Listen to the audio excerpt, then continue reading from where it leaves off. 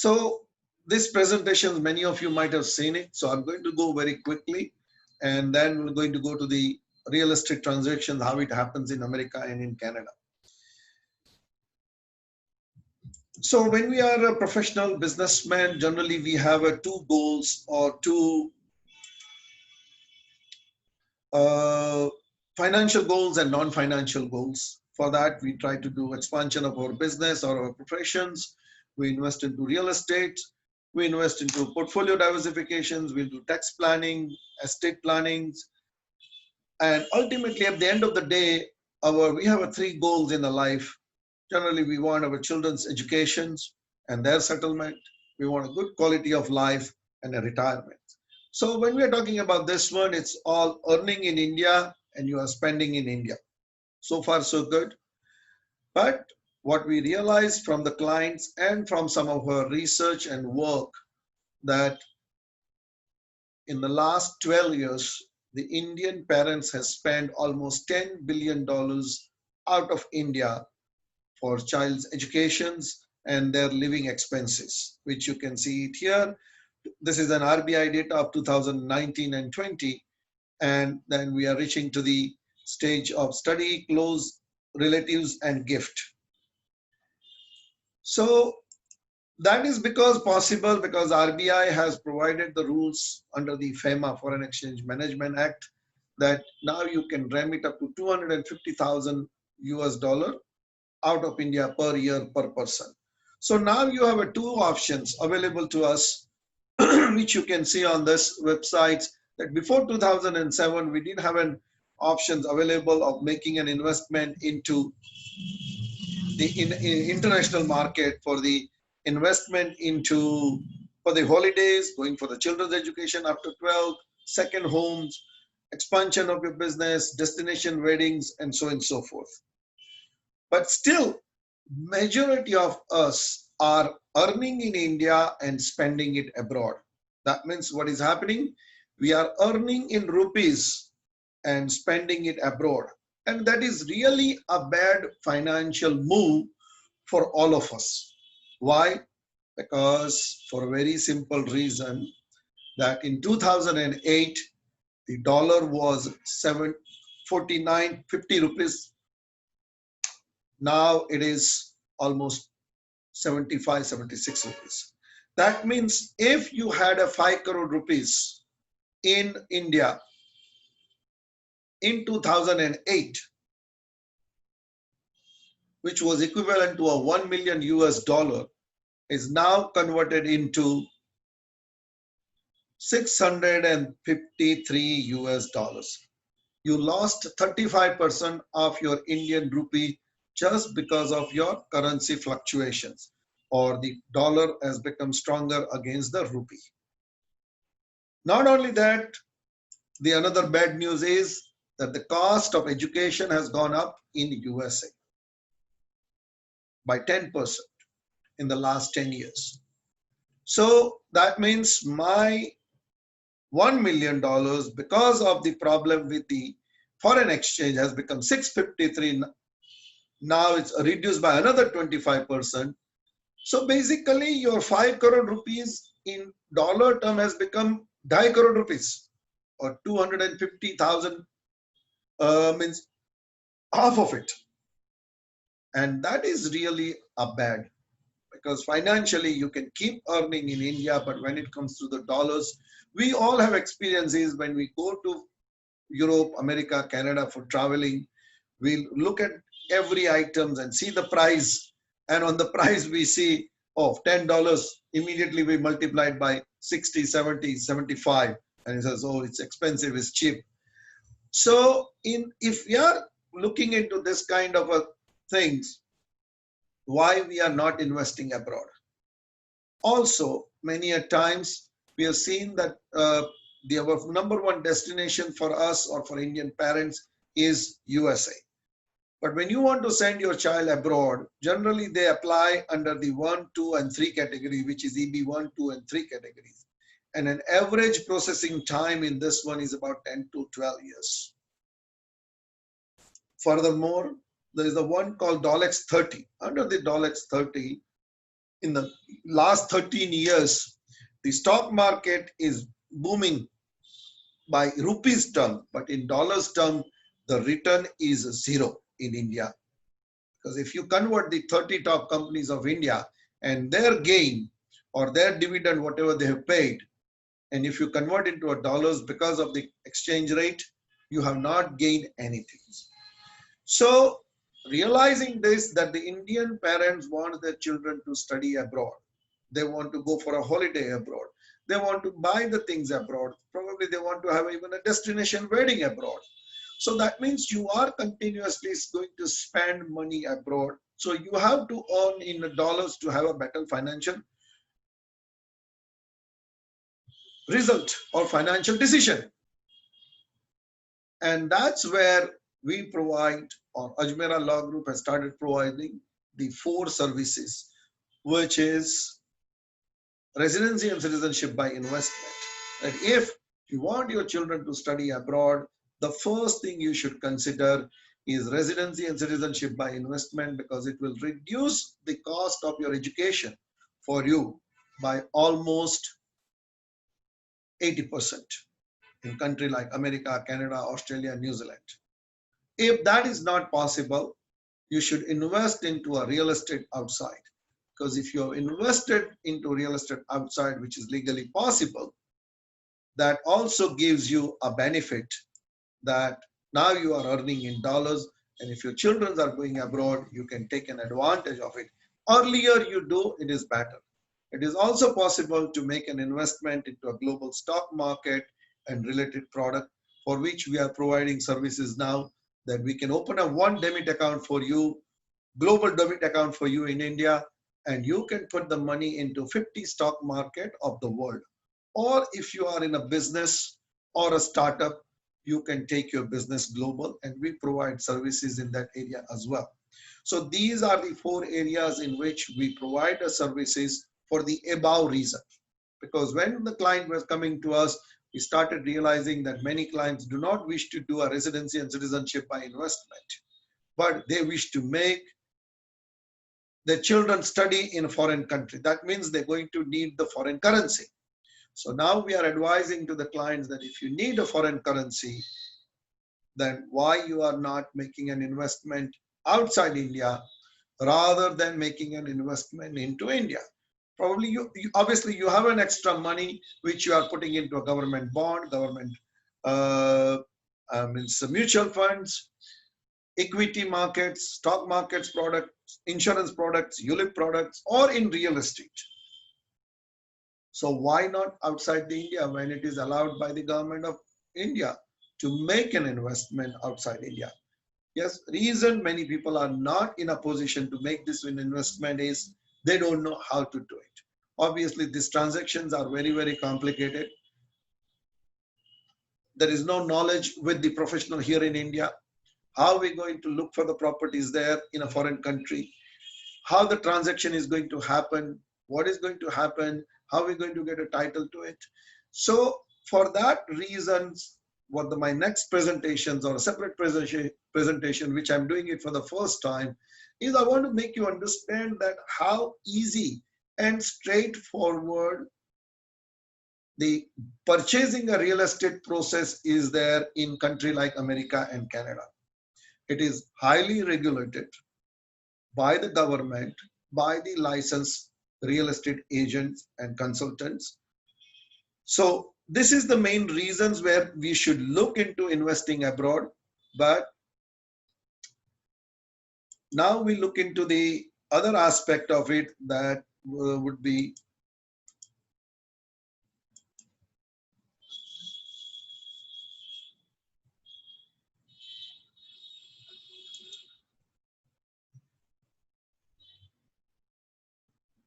let me check the real estate transactions. Yeah. So now we have the real estate transaction. And let me share the screen again.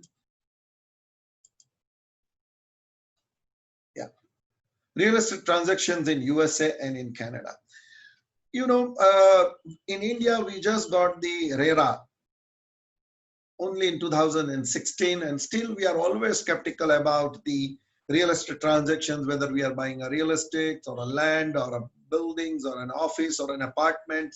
And in the last few years, we have seen a lot of transactions where the people has not got the clear titles, big schemes which has come into the market has never been floated, and so forth. And that's why probably the RERA was brought into. But still, this is highly unregulated market in India. Even now, you know that many real estate agents are talking about that we are now RERA registered. But when we are talking about the RERA registered, what is the guarantee? What is the quality of those real estate agents or real estate consultants who are helping you to buy or sell your properties? I think in America and in Canada also there was a similar situation. But over the period of time, they have overcome these situations, and now they have a highly regularized system for real estate buying and selling. And that's what I'm going to share in the next 7 or 8 slides, which will give you an idea. So first of all, if you are in America or in Canada, you cannot just go and start your professions that, okay, I'm selling in real estate. You have to have 6 months of course or take a program, study it. You have to pass the exams. And once you have passed the exams, you have to work under some broker because you are an agent. You're just a fresh agent. Broker is the person who is an experienced person or an experienced real estate agent who has become a broker now, and you have to be assigned to them or you have to be working with them. So you cannot start your independent practice unless you pass your broker exams. So there is 2 types of an exam. First is to become a real estate agent, and another exam is to, after 3 years or 5 years of an experience, you have to take another exams and you become a real estate broker. So there is a difference between a real estate agent and a real estate brokers. In different states in America or in Canada, they give a different terminology, but this distinction is very, very clear. Now, this broker who is having a full office and you are affiliated with them as a real estate agent, obviously the whole infrastructure of the office would be provided to you.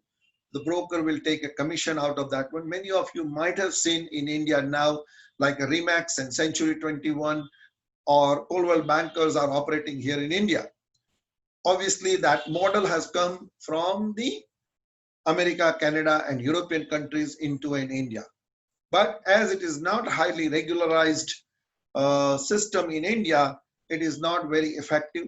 Also, how the listing is happening and how the listing is not happening, we don't know, because the process of buying and selling is also not made very clear and systematic or standardized, I would say. So the first, again, going back to the slides, that first you have to study for a 6 months period of time, take an exam. Once you pass your exams, then you have to take your professional insurance. Once you have your professional insurance, you register with the broker, you become a licensed broker, agent, and then only you can buy and sell, particularly the residential properties. Now, once you become an agent, you cannot just go out and start selling or buying it. The first step in the process is a listing process. Say, for example, I'm in Canada or in America, and I want to sell my house. If I'm the owner, I can go and sell it myself. There is no restriction to it. But if I wish to sell my house or an apartment or any properties, it has to be through a licensed real estate agent only. I cannot give it to anybody else, or anybody cannot even sell it.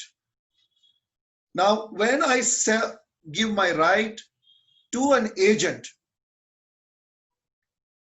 to sell my properties, I have to sign an agreement with him.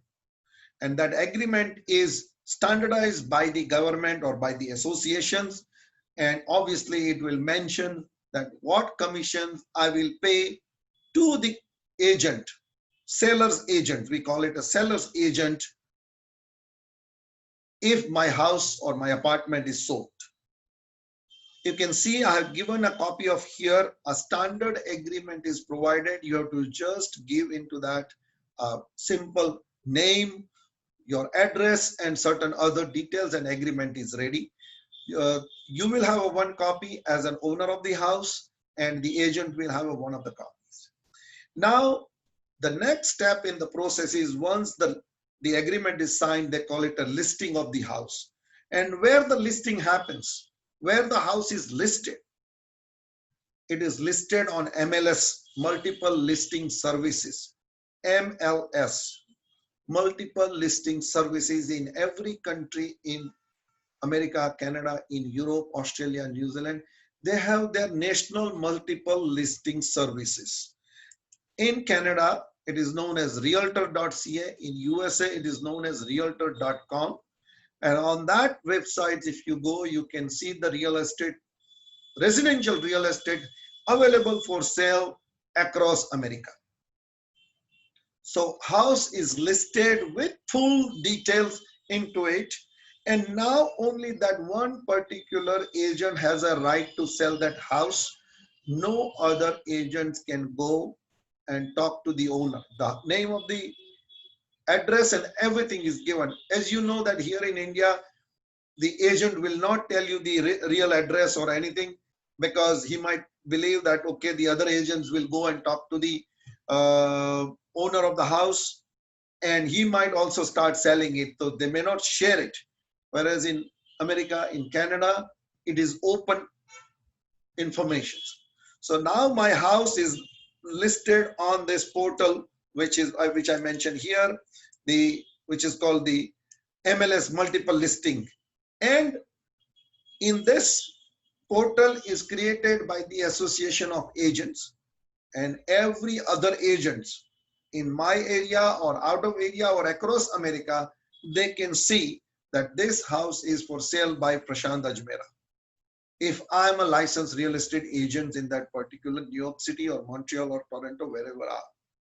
Not only that, but it will also give you a full description about the house. How many bedrooms are there? What kind of amenities are there? What is the municipal tax is there? What is the maintenance is there? Every kind of information which you can think about is likely to be there. And you can find out more information as well. Once the house is listed, then your agent is going to do a marketing for your house, because he's going to sell your house. Obviously, he has already put up the multiple listing services on that official association website, or it's a semi-government website, the MLS.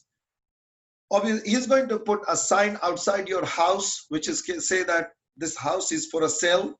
Many of you who has visited America or Canada must have seen this kind of sign outside the house for the sale. The agent photo is there, the name of the agent is there, and phone number is there, and you can call the agent directly. Obviously, they use the flyers, emails, WhatsApp messages, websites, and staging an open house. Now, what is the staging an open house? Generally, it is done on a Sunday afternoon or Sunday morning, that the house which is available for sale is staged. That means it is fully decorated and made it ready for buyers to come and see the house without an appointment. Generally, it is for a 2 hours period of time.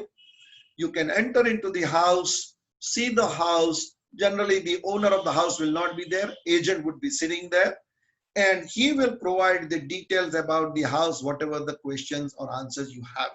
So this is how the process of marketing of your house is done. So once you become an agent, now you have a seller who has given you a house to sell. You sign an agreement, you listed it on the MLS listing. Now you are marketing on behalf of your client, or behalf of your seller, to find him a buyer so he can sell the house, and you can make a commission out of that one. Generally in America and in Canada, this commission is anything between 5 to 7%. If it is a commercial properties, it can go as high as up to 10%. that commission is shared with the other agent. That means buyer's agent is shares. I will come back to that step afterwards. So you understand this process, how systematic this whole process is.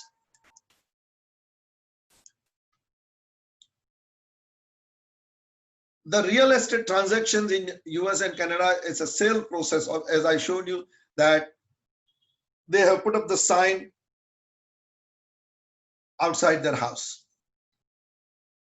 Now there is a two process. If you are a buyer, up till now we talked about only the seller. But if you are a buyer, you cannot go directly, even if you know the house, that this particular house, 320 Prince Albert, is for a sale. You cannot go to his house and talk to them that I want to see your house, get rid of your agent. Even the seller will tell you that, sorry, I am under the obligations and an agreement, please talk to my agent. But you can approach the agent directly and call the agent that my name is so and so, and I'm interested in this house. Can you give me some more information? Once you have received the information, and if you believe that you would like to see this house, you haven't gone to the open house, or you want to, then you have to ask the seller that, okay, on Saturday at 5 o'clock in the evening, I'm available. Can you fix up an appointment for me? And then the seller will talk to the seller's agent, will talk to the owner of the house, which is a seller, and fix up an appointment. Or if you have taken an agent, because remember, in America and in Canada, if you have an agent to purchase the house or an apartment, you do not pay any commission to your buyer's agent. You do not pay any commission, because the seller's agent will have a commission and he will split with the buyer's agent. So you can have your own agent, and that agent, you can say that, okay, agent will show you a house as a buyer, and he will talk to the seller's agent and fix up an appointment for you. If you like the house, or if you say that, yes, I'm interested, generally what we do is we talk on the phone and say, this is the price, and we start negotiating verbally here in India. Whereas if you look at in Canada or in America, even the offer, negotiation of the price and everything is done in writing only. There are associations approved forms are there. Interested buyers makes, if you get interested as a buyer, you make an offer. Is made through a pre-approved draft of an associations, which basically we know this happens with the agriculture land and some of the places where we use the terminology banakat or agreement to sell. This is the same process we are here, but we use it in a very few transactions and not in every transaction. Whereas in America and in Canada, it is used in every transaction, the agreement to sell, which is, they call it an offer to purchase the house, which describes that how much payment he's going to make, whether he's going to take as a buyer, is going to take any mortgage, on what day he's going to take the possession. The house needs to be inspected, because in America and in Canada, you have to realize it, that house needs to be inspected. What do I mean by inspected? Because house might have a problem in the foundations, in the roof, and you know that the labor cost is very high in America and in Canada. So when you are buying a house, you want to make sure that it doesn't have a major repair coming up in the future or in the near future. And that's why you get your house even inspected. An inspector will charge anything between $300 to $500 and give a detailed report of each and every component of your house. How is the foundation? How is the floor? How is the roof? How is the toilets, bathrooms? Every aspect of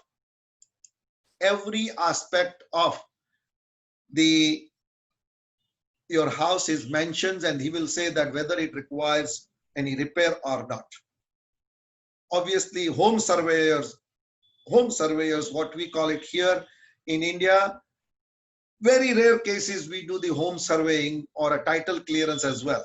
There's two different process, and both has been done and used in Canada and in America as well. The surveyors and title clearance as well. The surveyors will measure your property or your house, whatever it is what the seller is selling it to you, is it as per the government record, or there is a something less or something more. So the surveyor is also brought in, who will provide that yes, as per the government records and what the buyer is saying, that you are getting exactly the same deal.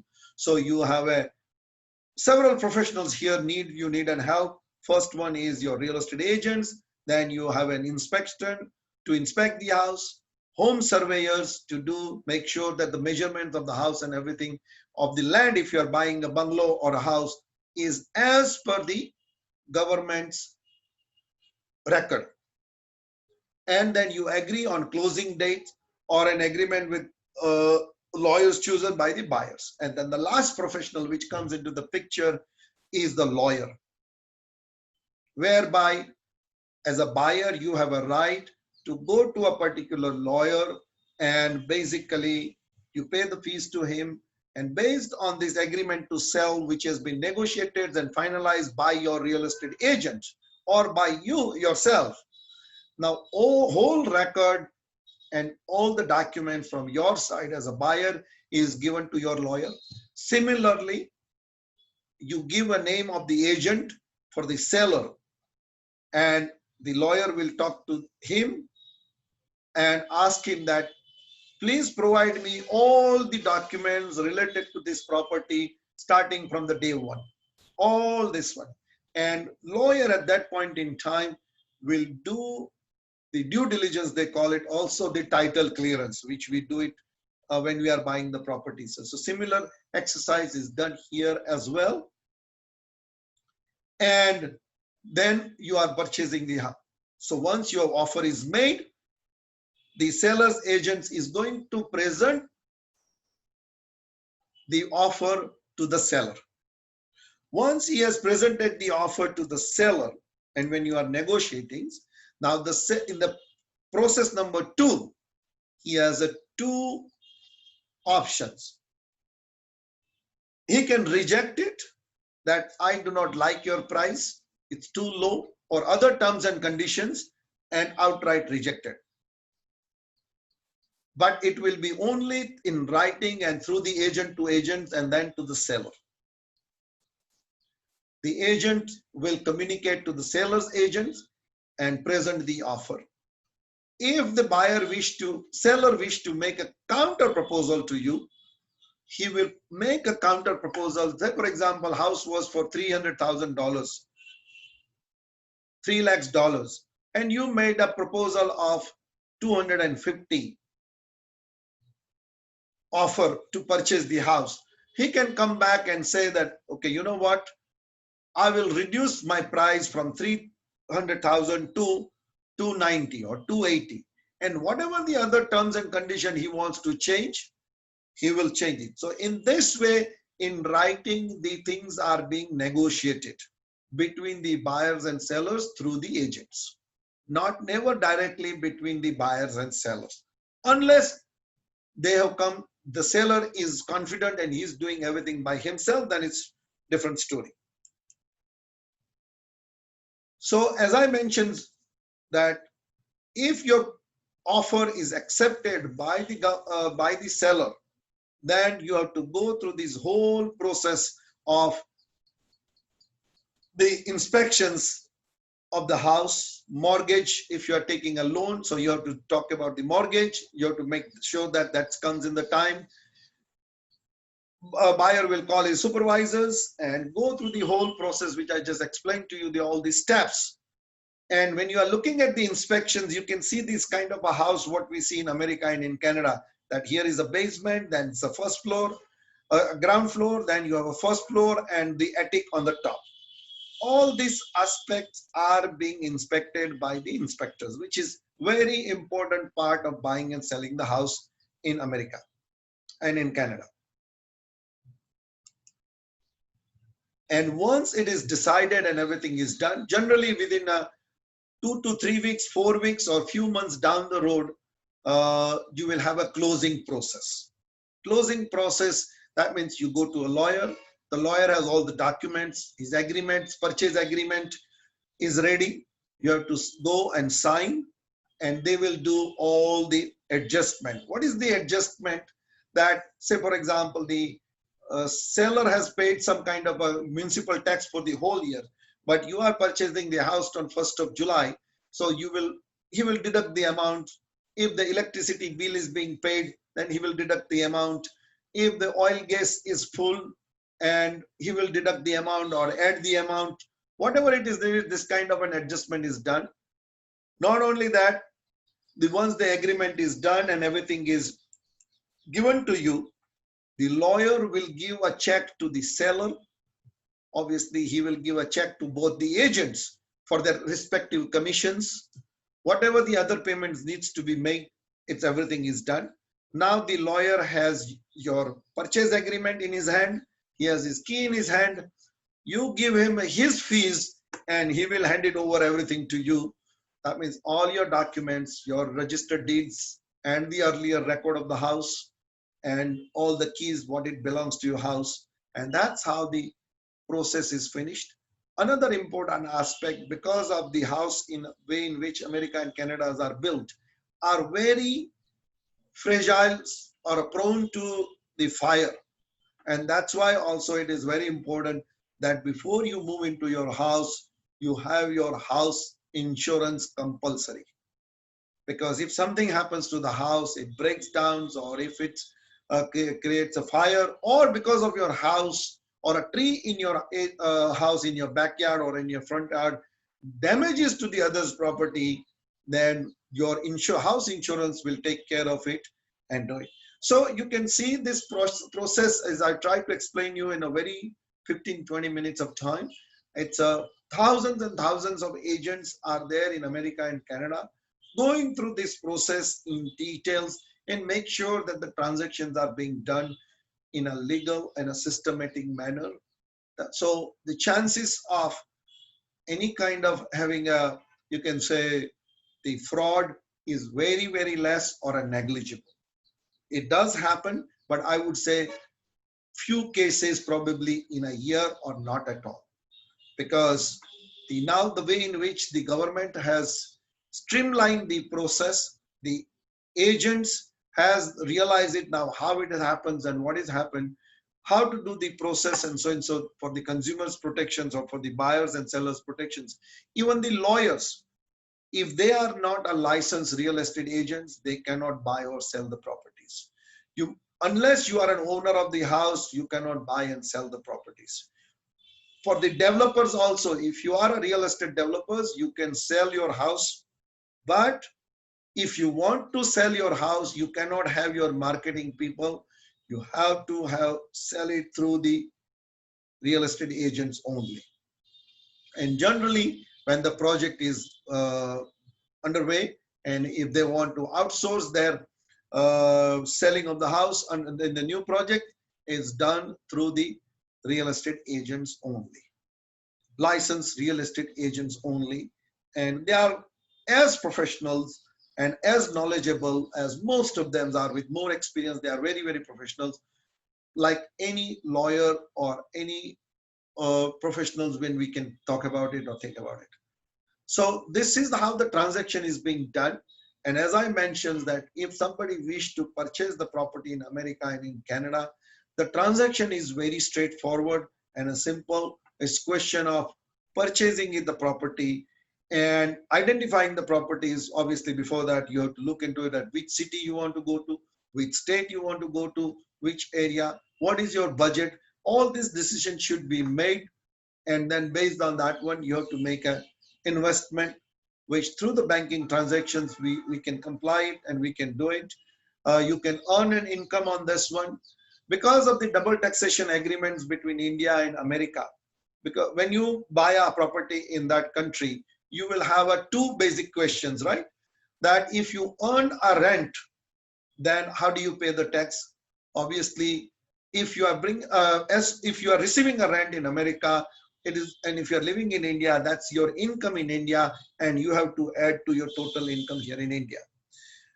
When you are selling the house, then the real situation comes up, which is a capital gain, short term or a long term. So if you have a short term capital gain, then it would be like a regular income. For example, you have sold the house in less than 2 years' time. But if it is a long term capital gain, then generally the American government will keep the 30% of the amount as a withholding tax. But because of the agreement between America and India, they will keep only 25% of the withholding tax. That doesn't mean that they're going to take away the tax. Because of the agreement between India and America, either you can file a tax return in America and say that I'm not a resident of America and I should be given everything back to you, or you can claim that I have paid this 25% tax in America on sale of this house, for which I should be given in my Indian tax return a credit, which is allowed and it is possible. So when it comes to the international transactions, whether it's a financial product or a real estate, the countries with which the Indian government has signed an agreement, the tax treatment is straightforward and easy. But yes, it is important that you have a chartered accountant who is capable of doing this one, because right now we see that most of the chartered accountants or the tax advisors are not proficient enough. But certainly we have a team of people who can take care of your taxations, file your tax returns on a regular basis. They are based in India, but they are CPA from America and chartered accountant from India. So they are holding a double degrees to basically take care of your income tax issues and transactions when it comes to the investing into real estate into America, Canada, or any other country. Thank you very much. That's all. I've taken almost 30-40 minutes of your time. I'll stop the sharing. And now, if you have any questions, you can raise your hand and either type it into the chat, or you can speak up in Hindi, Gujarati, and English. I'll be more than happy to answer. Hello, Mr. Prashant.